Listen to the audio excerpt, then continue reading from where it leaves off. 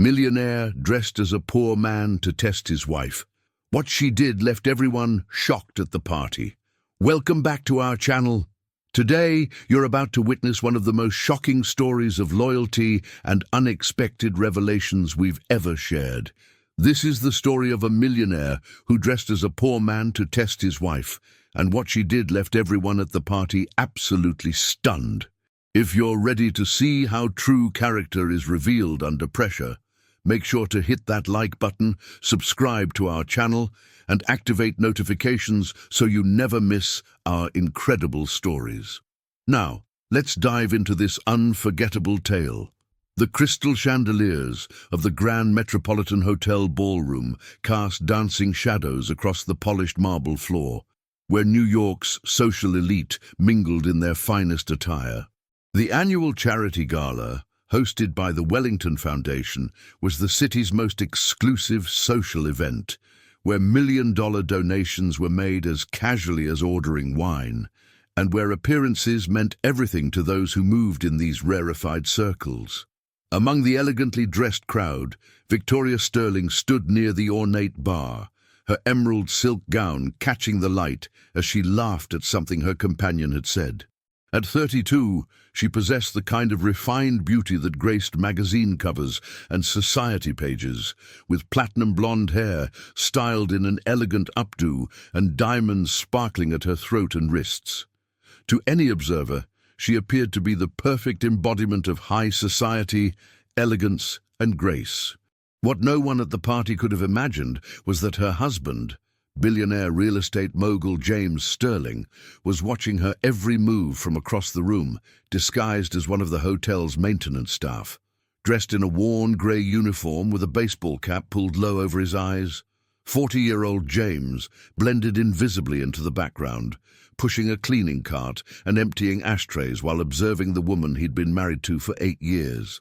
The elaborate deception had been months in the planning, born from seeds of doubt that had been growing in James's mind for the better part of a year. It had all started with a phone call from his business associate, Marcus Blackwood, suggesting they meet for drinks to discuss a potential joint venture. During that conversation, Marcus had mentioned seeing Victoria at lunch with someone he didn't recognize, describing the meeting as appearing rather intimate for a business discussion. Initially, James had dismissed the comment as Marcus's tendency toward gossip and social observation. Victoria frequently attended business lunches as part of her role on various charity boards and cultural committees. She moved in circles where networking and relationship building were essential skills, and James had always admired her ability to navigate these complex social dynamics. But the seed of doubt had been planted, and James found himself paying closer attention to Victoria's schedule and social interactions. He began noticing inconsistencies in her explanations of where she'd been and who she'd been with. Small discrepancies that could have been innocent memory lapses or miscommunications began to form a pattern that fed his growing paranoia. The situation had been exacerbated by James's own insecurities about their relationship. Despite his remarkable financial success, he'd never fully shaken the feeling that Victoria was somehow out of his league. She came from old money, the daughter of a prominent banking family whose name appeared on hospital wings and university buildings throughout the city. Her childhood had been filled with private schools, European vacations, and social connections that money alone couldn't buy. James, by contrast, had grown up in Queens as the son of a construction worker and a school secretary. His father had died when James was 15, leaving the family struggling to make ends meet. James had worked construction jobs throughout high school and college, saving every dollar to eventually start his own small contracting business. His transformation from working-class kid to billionaire developer had been meteoric, but it had happened so quickly that he sometimes felt like an imposter in the world of wealth and privilege that Victoria navigated so naturally. The breakthrough that changed James's life had come when he recognized an emerging trend in sustainable urban development. While other developers were still focused on traditional luxury construction, James saw an opportunity in eco-friendly mixed-use developments that appealed to environmentally conscious investors and tenants. His background in actual construction work gave him insights that many developers lacked, allowing him to spot opportunities and potential problems that others missed entirely. His first major project, converting an abandoned warehouse district in Brooklyn into a sustainable mixed-use community, had attracted attention from environmental groups, progressive investors, and media outlets looking for feel-good development stories.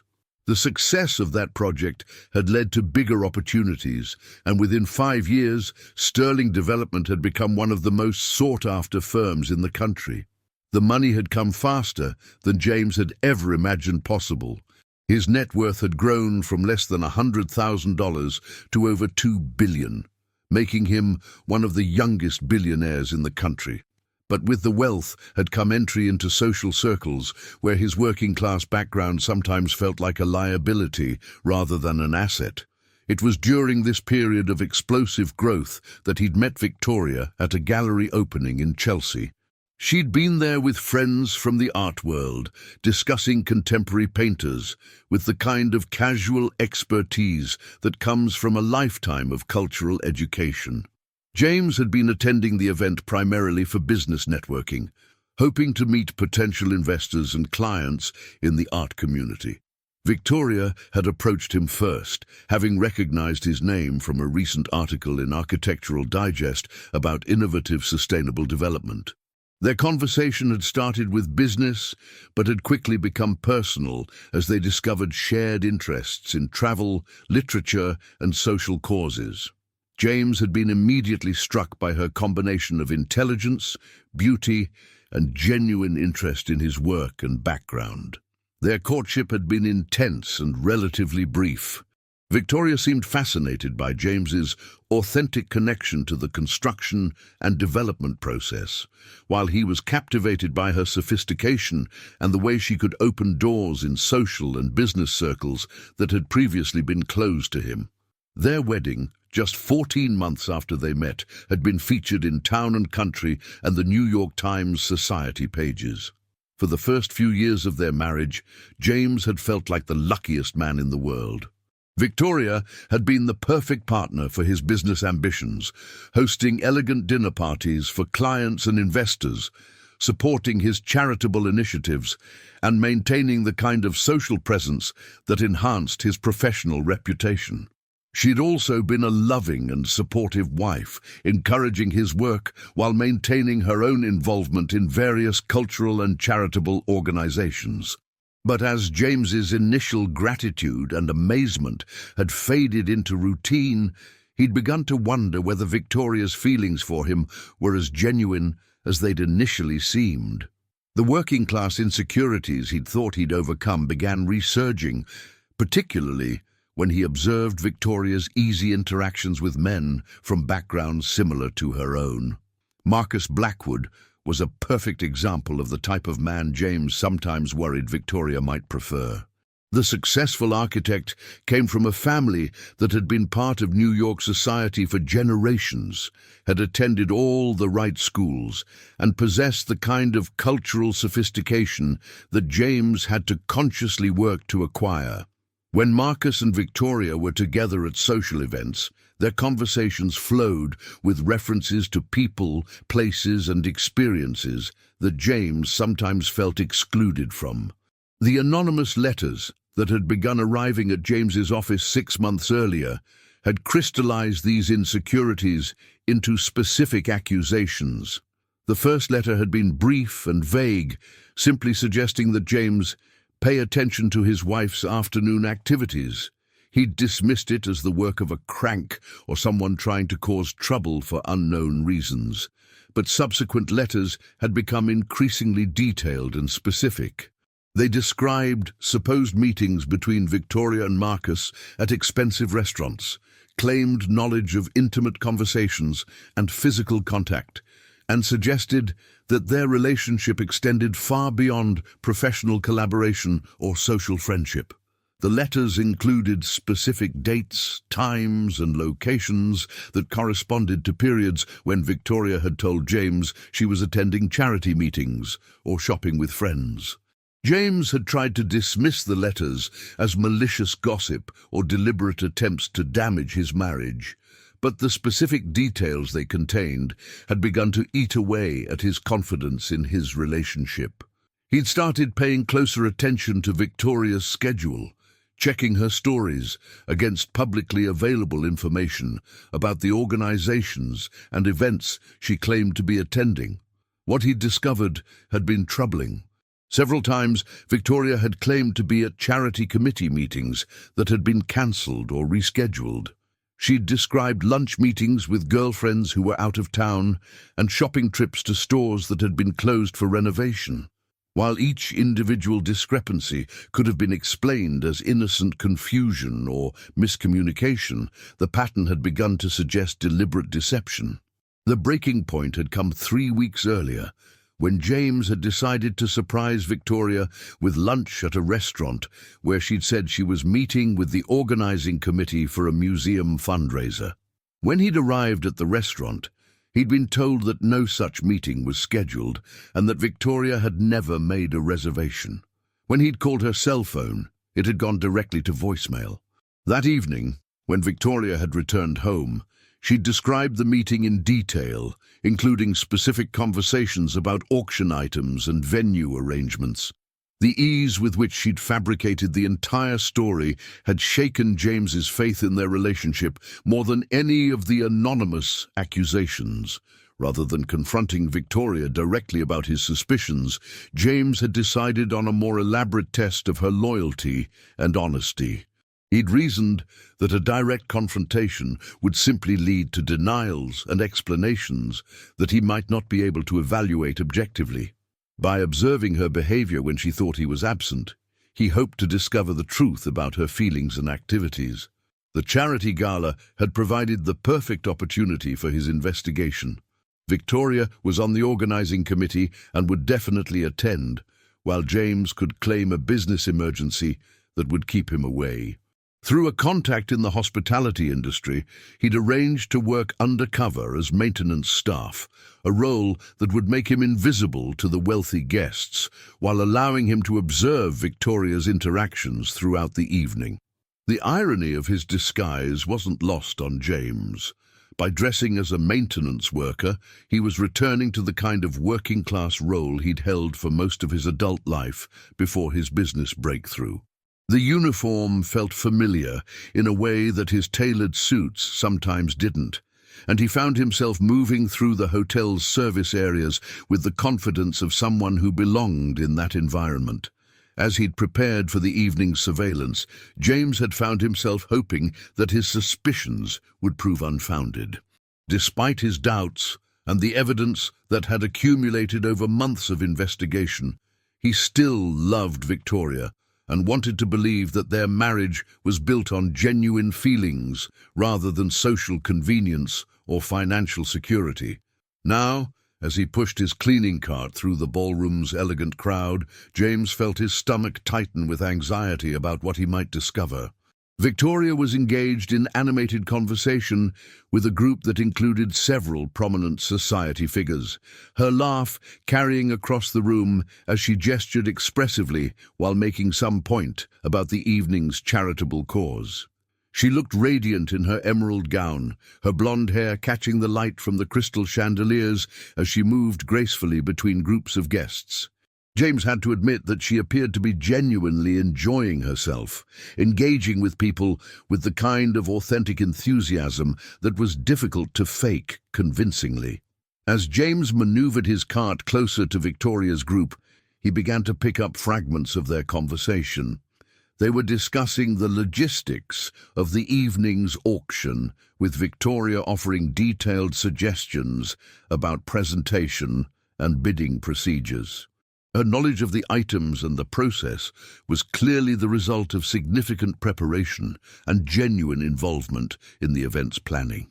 Marcus Blackwood was indeed present, standing at the edge of Victoria's conversation group and occasionally contributing to the discussion.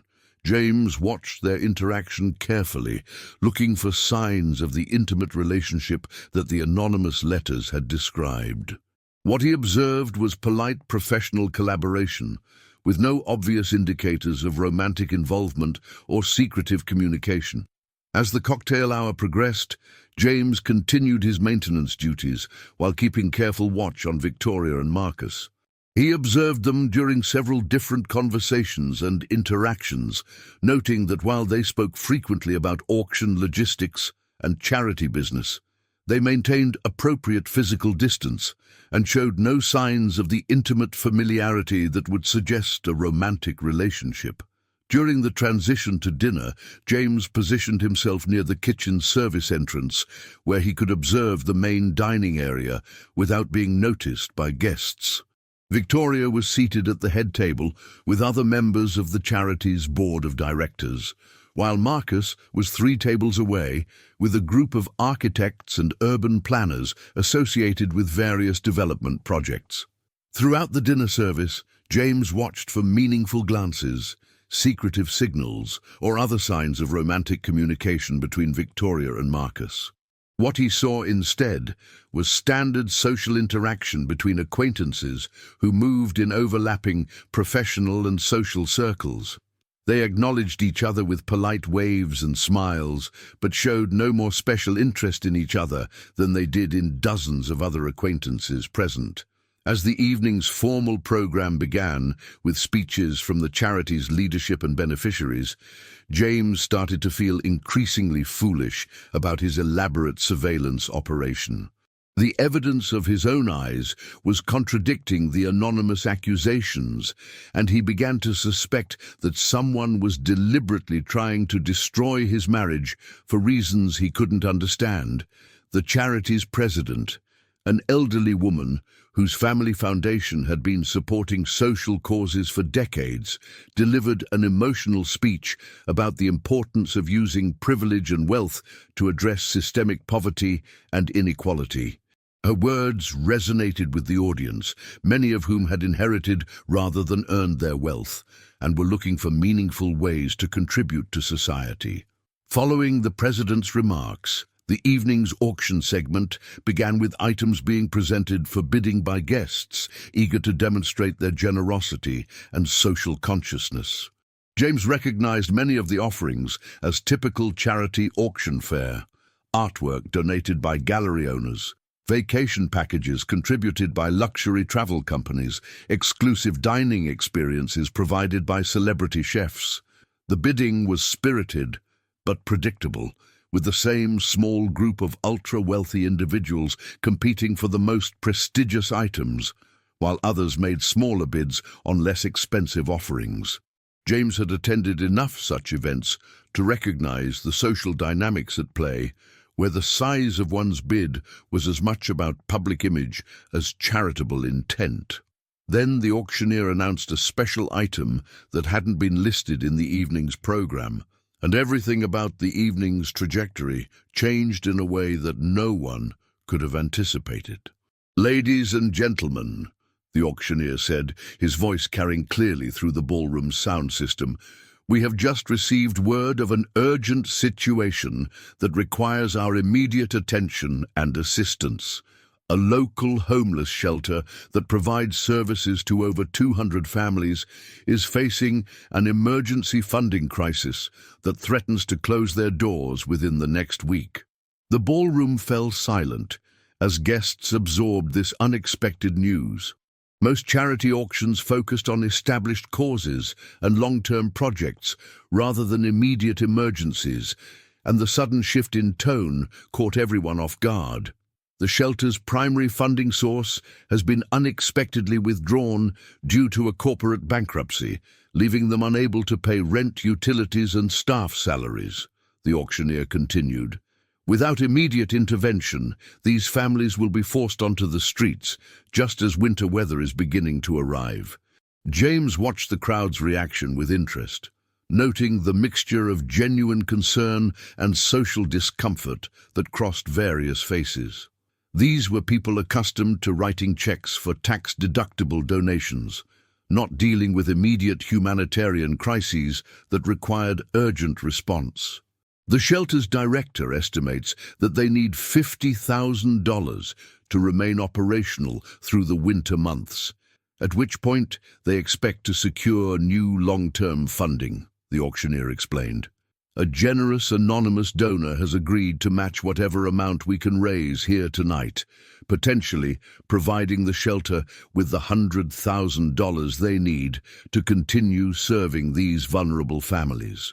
James found himself genuinely moved by the cause, remembering his own family's struggles after his father's death and how close they'd come to losing their home during his mother's period of unemployment. The idea of families with children facing homelessness in winter weather stirred emotions that his wealth and success had temporarily insulated him from experiencing. As guests began making donations in response to the auctioneer's appeal, James watched Victoria's reaction with particular interest. She was listening intently to the presentation, her expression showing obvious emotional engagement with the cause being described. When the donation process began, she immediately raised her hand to make a contribution. "Mrs. Sterling pledges $5,000, the auctioneer announced, as Victoria's bid was recognized and recorded. James felt a mixture of pride and guilt as he watched his wife respond generously to the emergency appeal. Pride that she was willing to make a significant donation without consulting him, and guilt that he was observing her generosity while disguised and suspicious of her motives. The donations continued steadily, with amounts ranging from hundreds to thousands of dollars as guests responded to the social pressure and genuine need that had been presented. Within 10 minutes, the total had reached $35,000, but progress was slowing as the easier donations had already been made and people began calculating how much they were willing to contribute. That's when Victoria Sterling surprised everyone in the room, including her husband, who was watching from his position near the service entrance, by doing something that would be talked about in New York society circles for years to come. Rising from her seat at the head table, Victoria asked the auctioneer for the microphone. Her voice carried clearly through the ballroom's sound system as she addressed the crowd of several hundred wealthy guests with obvious emotion and conviction. "Ladies and gentlemen, I know that many of you, like myself, have been blessed with advantages and opportunities that allow us to attend events like this and make charitable donations from our comfortable positions of security and privilege. But I want to share something with you tonight that I've never spoken about publicly before, something that has shaped my understanding of wealth, poverty, and what it really means to make a difference in someone's life." The ballroom fell completely silent as Victoria paused, gathering her thoughts and emotions. James found himself holding his breath, wondering what she could possibly be about to reveal to this audience of social peers and business associates. "Before I married my husband James, I spent 2 years volunteering regularly at a shelter very much like the one we're trying to help tonight. I served meals, helped with job placement programs, tutored children with their homework, and got to know many individuals and families who were struggling to rebuild their lives after devastating setbacks. What I learned during that time changed my perspective on wealth, privilege, and what it really means to use our advantages to serve others." Victoria's voice grew stronger and more confident as she continued, her emotion clearly genuine rather than performed for social effect. "I met people who had lost everything through circumstances completely beyond their control. Sudden job loss, catastrophic medical emergencies, family tragedies, economic downturns that destroyed entire industries. But I also met people whose resilience, dignity, and hope in the face of seemingly impossible adversity taught me more about courage and character than anything I'd learned in my privileged upbringing." James felt his chest tighten with emotion as he listened to his wife speaking with a passion and sincerity that he'd rarely heard from her in their social settings. This was a side of Victoria that he'd glimpsed occasionally in their private moments, but that she rarely displayed in public contexts where image and social positioning were typically the primary concerns. One person in particular changed my understanding of what it means to judge others by their circumstances rather than their character, Victoria continued, her voice carrying to every corner of the silent ballroom. His name was Robert, and he was a construction worker who'd been seriously injured in a workplace accident and lost his health insurance when his employer declared bankruptcy to avoid paying workers' compensation claims. Victoria paused, her emotion visible as she remembered the person she was describing. Robert came to the shelter not because he was lazy or irresponsible or had made poor choices, but because a workplace accident had destroyed his ability to support himself and his teenage daughter. He had worked construction for over 20 years, had always paid his bills on time, had been saving money for his daughter's college education. But one moment of mechanical failure on a job site had left him with permanent injuries, no income, and medical bills that consumed his entire life savings. The ballroom remained completely silent, with hundreds of wealthy guests listening intently to a perspective that many of them had never seriously considered or been forced to confront. Robert taught me that poverty doesn't diminish a person's worth or intelligence or fundamental human dignity, Victoria said, her voice growing stronger with conviction. He showed me that the difference between sitting in this ballroom wearing designer gowns and sleeping in a homeless shelter can sometimes be as small as one unexpected tragedy, one moment when life reveals how fragile our security really is. She looked around the room, making eye contact with guests at various tables, ensuring that her message was being received personally rather than as abstract charitable rhetoric. Robert eventually got back on his feet and built a successful contracting business, but he never forgot the people who helped him during his darkest period when he had lost everything except his determination to provide for his daughter. He taught me that the greatest test of our character isn't how we behave when everything is going well and we're surrounded by comfort and security, but how we respond to people who can't offer us anything in return except their gratitude. Victoria's speech was having a visible effect on the audience, with many guests showing obvious emotional engagement that went beyond polite social attention. Several people were leaning forward in their chairs, and James could see faces that reflected genuine consideration of perspectives they might never have encountered in their insulated social circles. Robert also taught me something else that I think about every time I'm tempted to take my advantages for granted, Victoria continued. He told me that the difference between charity and justice is that charity makes us feel good about helping people, while justice requires us to ask why people need help in the first place and what we can do to change the systems that create that need. The distinction Victoria was making was clearly challenging for some audience members who were more comfortable with traditional charitable giving that didn't require examining structural inequalities or their own roles in maintaining systems of privilege. So tonight, I'm not just asking you to donate money to help a homeless shelter, though that immediate assistance is desperately needed and will save lives, Victoria said, her voice carrying a note of challenge along with appeal. I'm asking you to remember that every person who will benefit from our generosity tonight is someone's father, mother, son, or daughter. They deserve our help, not because they're grateful or because helping them makes us feel good about ourselves, but because they're human beings whose circumstances could change for any of us at any time. Victoria paused, looking around the room one final time before delivering the words that would shock everyone present, including her disguised husband who was watching from across the ballroom. To demonstrate my personal commitment to this principle and to challenge all of us to think beyond token charitable gestures, I'm donating all of my personal jewelry and asking that it be appraised and sold immediately to benefit the shelter.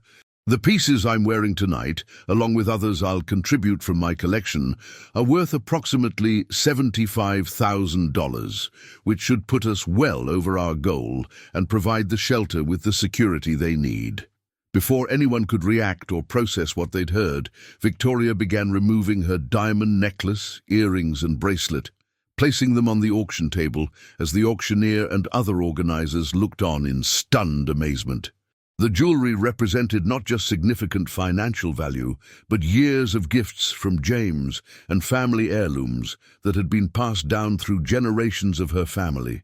The gesture sent shockwaves through the ballroom. This wasn't simply writing a check from a comfortable bank account. It was a personal sacrifice that demonstrated a level of commitment and conviction that went far beyond typical charitable performance. Several guests audibly gasped, while others began whispering among themselves about the unprecedented nature of Victoria's donation. James stood frozen by the service entrance, trying to process what he'd just witnessed. The woman he'd suspected of betraying him had just demonstrated a level of character, generosity, and moral conviction that humbled him completely. The jewelry she'd donated represented not just money, but symbols of their relationship and her family heritage that she'd sacrificed for people she'd never met. But Victoria wasn't finished surprising people. As the room erupted in applause for her unprecedented gesture, she asked the auctioneer if she could make one more brief statement before returning to her seat. There's something else I need to say tonight, and I hope you'll forgive me for using this platform for something personal, she began, her voice now carrying a different kind of emotion. My husband, James, couldn't be here tonight because of a business emergency, but I want him to know, wherever he might be watching or listening, that marrying him was the best decision I've ever made in my life. James felt tears forming in his eyes as Victoria continued speaking about their marriage with obvious love and sincerity. James didn't grow up with the advantages that many of us in this room take for granted. He worked construction jobs and saved every penny to build his business from absolutely nothing.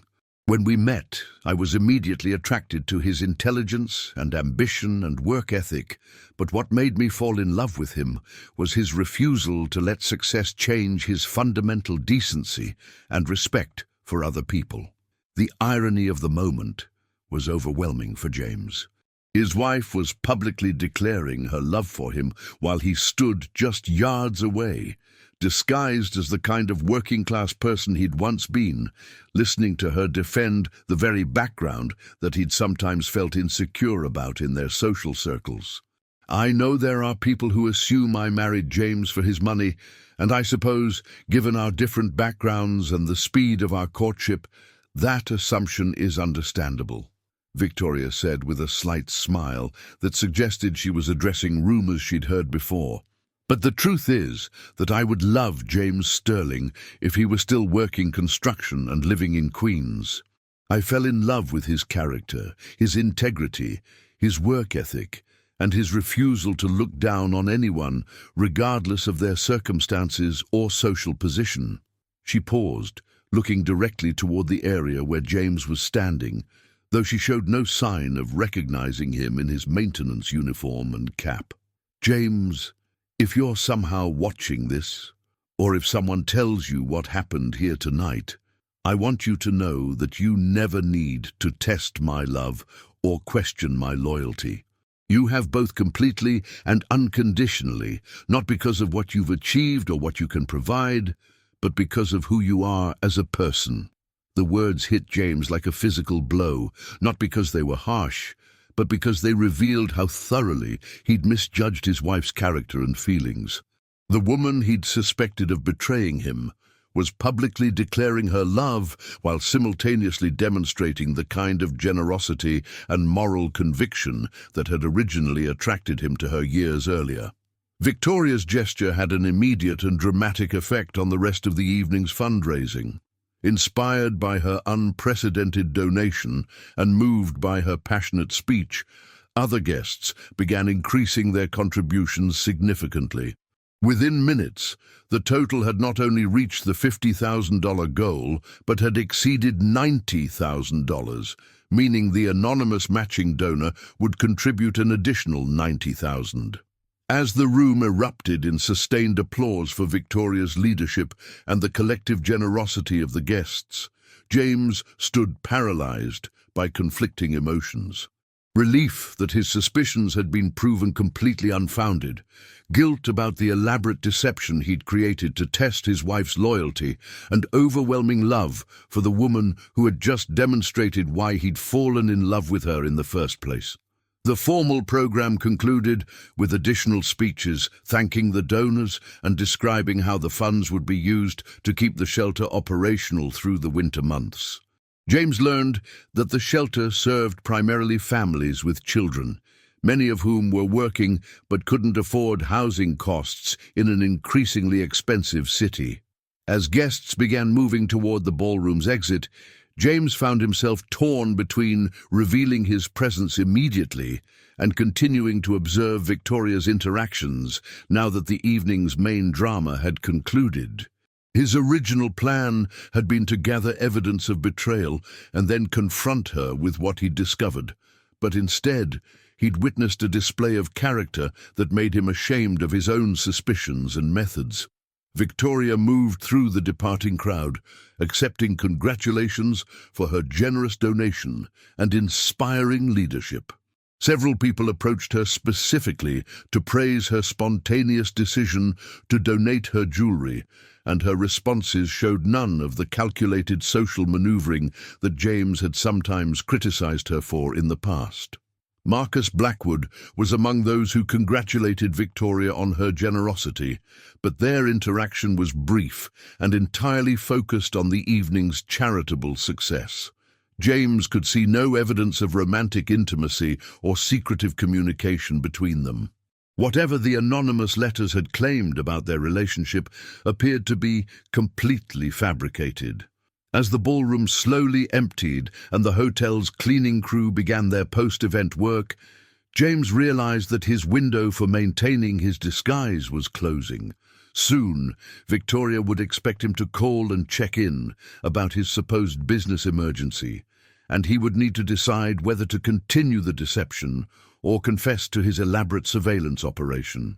But before he could make that decision, Victoria approached him in his maintenance worker disguise, apparently wanting to speak with someone she perceived as a hotel employee who had witnessed the evening's events. "Excuse me," she said, her voice showing none of the condescension or discomfort that many wealthy people displayed when speaking to service workers. "I just wanted to thank you and the other staff members for your work tonight. I know events like this create a lot of extra work for you, and I hope you know that what we accomplished here tonight wouldn't have been possible without your support." James felt his heart race as he realized Victoria was speaking directly to him, unaware of his identity, but treating him with the same respect and warmth she'd show anyone else. "It was really something special what you did up there," James said, keeping his voice slightly hoarse and his cap pulled low over his eyes. "That donation you made and the things you said, that's going to help a lot of people who really need it." Victoria's expression showed genuine pleasure at the positive feedback. "Thank you so much for saying that. I hope the money will make a real difference for those families who are struggling. You mentioned knowing someone named Robert who'd been through hard times," James continued, testing how genuine her earlier speech had been. "That story really hit home for folks like us who've been there ourselves." Victoria's expression immediately grew more serious and engaged, showing that her speech hadn't been performance for the wealthy crowd, but reflected genuine beliefs and experiences. "Robert taught me that circumstances don't define character or worth," she said with obvious sincerity. "Some of the most remarkable people I've ever met were going through their worst moments when I encountered them. Hard times can bring out the best in people, even when they bring out the worst in their situations." James felt his throat tighten with emotion as he realized that Victoria's passionate speech hadn't been calculated for social effect, but had reflected genuine convictions that she held even in private conversation with someone she thought was a working-class stranger. "My wife sometimes says that rich people don't really understand what it's like for regular folks," James said, pushing his test a bit further, while trying to keep his voice disguised. "But you seem different than most of the fancy people here tonight." Victoria laughed softly, but in a way that suggested genuine amusement rather than condescension. "I hope I am different, though I know I still have a lot to learn and I don't always live up to my own ideals. Growing up with money and privilege can insulate you from realities that everyone should understand. I try to remember that being fortunate doesn't make me better than anyone else, just more responsible for using that fortune wisely and compassionately." "That's a good way to think about it," James said, genuinely moved by his wife's words and perspective. "A lot of people with money don't see it that way." "Well, I had some good teachers along the way," Victoria replied. "People like Robert and like my husband, who remind me that worth isn't measured by bank accounts or social connections, but by how we treat each other and what we do for people who can't do anything for us in return." As they continued their conversation, James found himself falling in love with his wife all over again, seeing her through fresh eyes unclouded by suspicion and social expectations. The woman he'd married was still there, possessing the same combination of intelligence, compassion, and authenticity that had originally attracted him, but that he'd somehow lost sight of in his paranoia about her loyalty. "I should let you get home to your family," Victoria said after a few more minutes of conversation, "but thank you for the work you do here and everywhere else. People like you make events like this possible, and that contribution matters just as much as the donations." As Victoria walked toward the exit, James stood in the largely empty ballroom, trying to process everything he'd learned about his wife and himself. The anonymous letters that had triggered his elaborate investigation suddenly seemed not just wrong, but deliberately malicious. Someone had been trying to destroy his marriage by exploiting his insecurities about his background and his wife's social connections. The realization filled him with both relief and anger. Relief that his marriage was solid and his wife's feelings were genuine, but anger that someone had manipulated him into doubting the most important relationship in his life. He resolved to track down the source of the letters and ensure that whoever was responsible would face appropriate consequences for their malicious interference. But first, he needed to get home and confess his deception to Victoria. The conversation would be difficult and embarrassing, requiring him to admit not only his suspicions, but also his methods of investigating them. He also owed her a profound apology for doubting her loyalty and character when she'd given him no legitimate reason for such suspicions. After quickly changing out of his maintenance uniform in the hotel parking garage, James drove home through the late-night New York streets, rehearsing different approaches to the conversation he was about to have with Victoria. None of them seemed adequate to address the magnitude of his deception or the implications of what he'd discovered about both of their characters. When he arrived at their penthouse apartment 45 minutes later, Victoria's car was already in their private parking space, and he could see lights on in their living room windows 30 floors above the city. As he rode the private elevator to their floor, James felt his anxiety building about how Victoria would respond to learning about his elaborate test of her loyalty. When he opened the apartment door, he found Victoria in their bedroom, having changed out of her evening gown into comfortable clothes and removed her makeup. She was sitting at her dressing table, looking thoughtful and somewhat melancholy as she brushed her hair.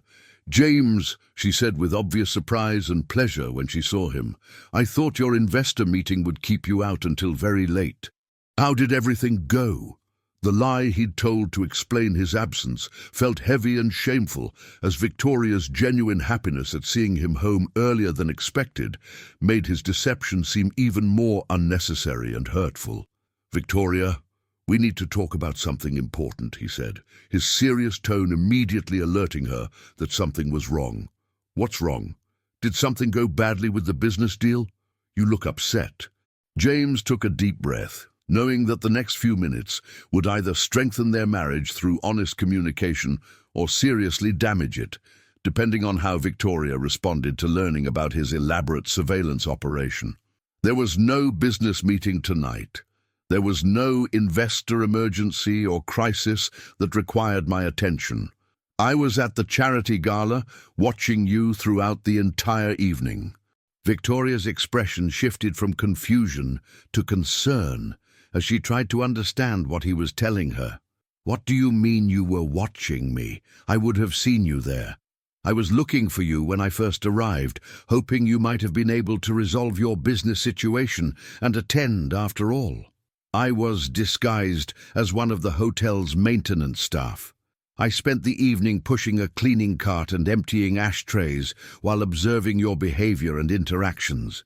The silence that followed was heavy with implications and hurt." Victoria set down her hairbrush and stared at James with an expression that combined confusion, disappointment, and growing anger. "You were spying on me? At a public charity event?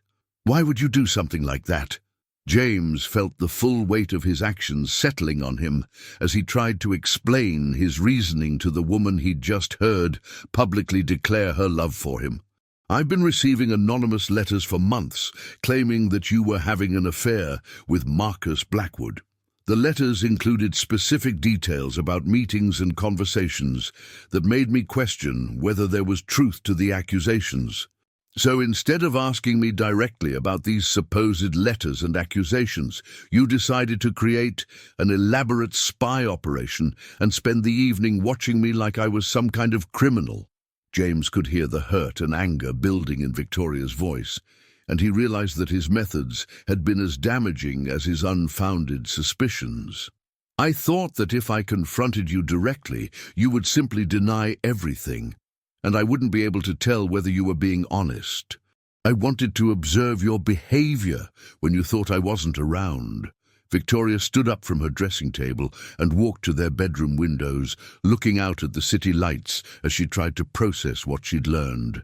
"And what did you discover during your evening of espionage?"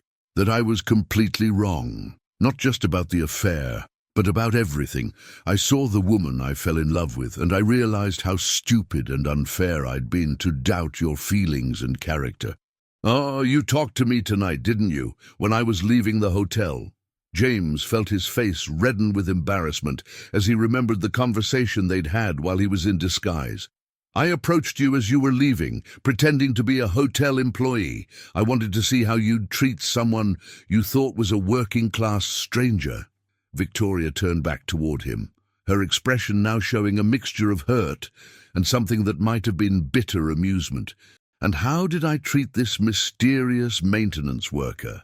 Like a human being whose opinions and experiences mattered, like someone whose background was similar to my own, and who deserved the same respect and consideration you'd show anyone else."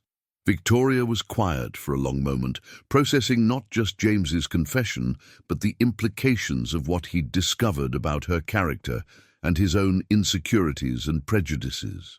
"James, I need you to understand something," she said finally, her voice controlled but carrying an undertone of deep hurt.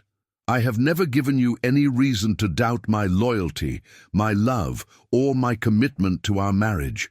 The fact that you were willing to believe anonymous accusations and create an elaborate surveillance operation instead of simply asking me about your concerns tells me that our problems are much deeper than I realized."